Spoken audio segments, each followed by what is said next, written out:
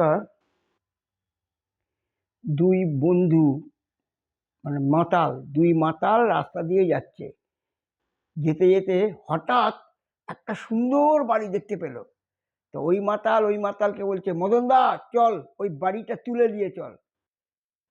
কি করেছে, ওরা দুজন রাস্তার পাশে নেবে বাড়িটাকে ঠেলছে, ও ওই দিক থেকে ঠেলছে, ও ওই দিক থেকে ঠেলতে ঠেলতে গায়ে ঘাম হয়ে গেল।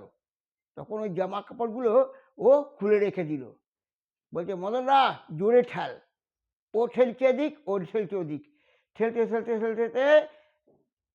এমন সময় একটা চোর দেখলো দুটো তো মাতাল সঙ্গে সঙ্গে এসে কাছে এসে সঙ্গে সঙ্গে জামা কাপড়গুলো নিয়ে ওর মধ্যে টাকা পয়সা যা ছিল সব বার করে নিয়ে 5 হাত দূরে সরিয়ে রেখে গেল।